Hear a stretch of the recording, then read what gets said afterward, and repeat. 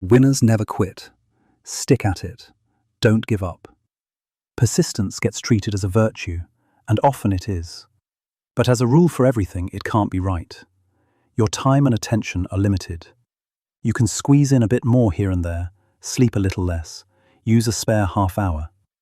What you can't do is keep piling on new things forever without ever letting any go. The hours have to come from somewhere. Sooner or later, saying yes to one thing means saying no to another. So quitting isn't the enemy. You'll quit plenty of things in a good life, and you should. What's hard is telling the quits worth making from the ones you'll regret. Start with how easy it is to get wrong, even for the best. Evander Holyfield was one of the greatest heavyweight boxers who ever lived. He beat Mike Tyson twice and earned a fortune doing it. Something like $250 million. He'd won everything the sport had to offer. He didn't stop. He kept fighting into his late 30s, then his 40s, taking heavy beatings from younger, bigger men, all the way to the age of 48. Long past the point where he was the best, still climbing into the ring, to get hurt. There's a trap here that's easy to miss. The ability to keep going when things get hard can take someone a very long way. But there can come a point where the same instinct makes walking away harder than it should be. So how do you tell? Not by how hard the thing is. Hard on its own tells you nothing, because good things are often hard, and bad things can be easy. Start with what's actually changed. Have you learned something real, something that shifts whether this was ever a good idea? Or has nothing changed except that it turned out to be as hard as it was always going to be? New information is a reason to think again. Difficulty you signed up for isn't. Can this actually get better? Is what's wrong something you can change, or is it just how the thing is? If you can change it, you're not done, because changing it isn't free. It costs something: time, money, effort, and all of that comes out of the same limited pot as everything else in your life. So the next question is whether the fix is worth what it takes. A problem you could solve, but only by pouring in far more than you'd ever get back, is not really worth solving.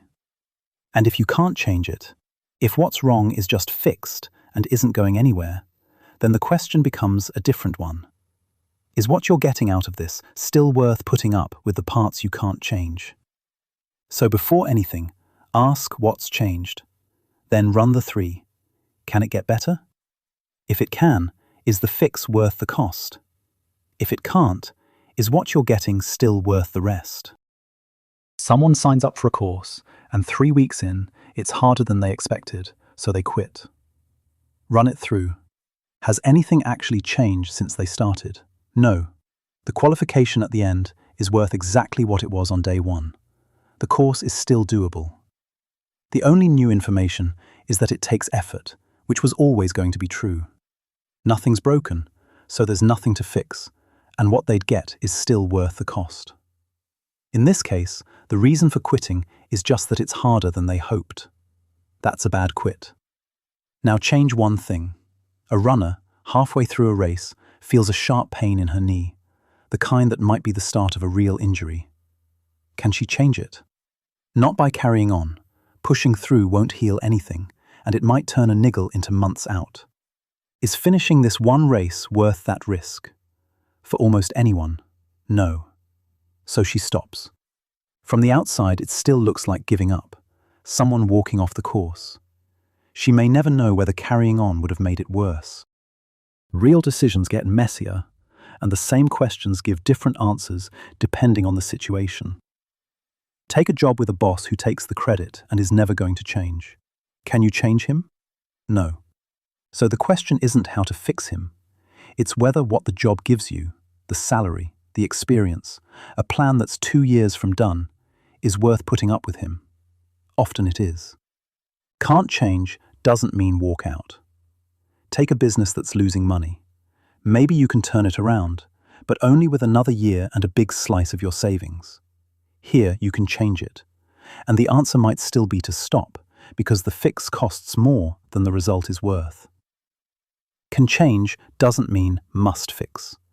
Take a subscription draining you every month for something you stopped using. You can change that one at no real cost for a clear gain. Fix it today. Same questions each time. The answer changes with what's in front of you.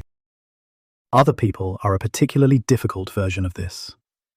You're having a picnic, and a bear wanders over and helps itself to your sandwiches.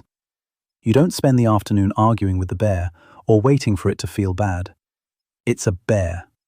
You can waste just as much time waiting for a person to become different. The trap is leaving your own decision hanging on the day they finally turn into someone else.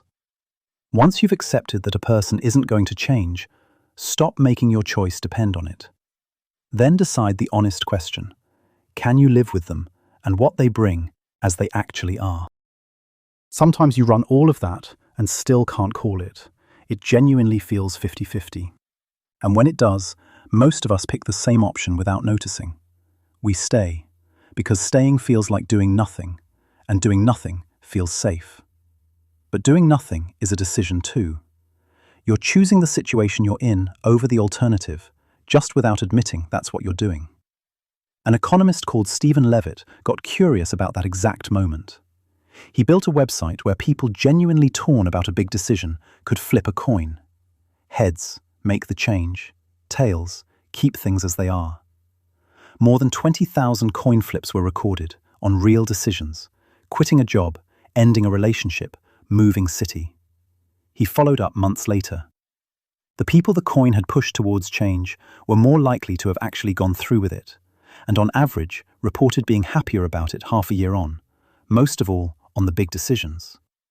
That doesn't mean changing is usually the right answer. These were people already stuck between two options, willing to let a coin push them one way. But the coin is what makes it interesting. It decided at random, and the ones it pushed towards change ended up happier than the ones it pushed to stay. Among people genuinely on the fence, that suggests we lean too heavily towards leaving things as they are. Staying put feels like the safe option, and it isn't always as safe as it feels.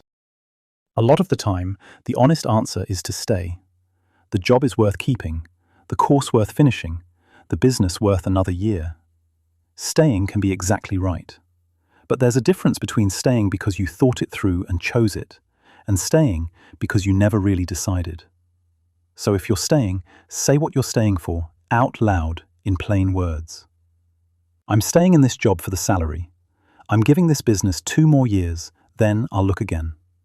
Nothing about the job has changed, but you've made your reason for staying explicit. You're there because, for now, you've decided the salary is worth it.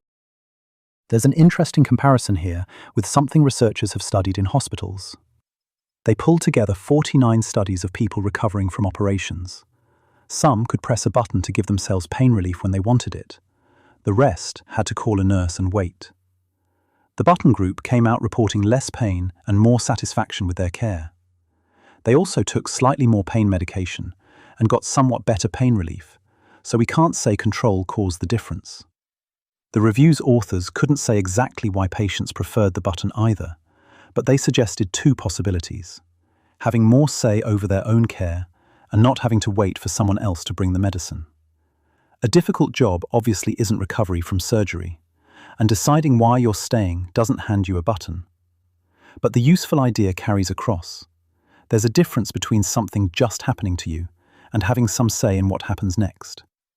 If you've decided the job is worth staying in, saying why makes that choice explicit, rather than letting it feel like something that's simply happening to you.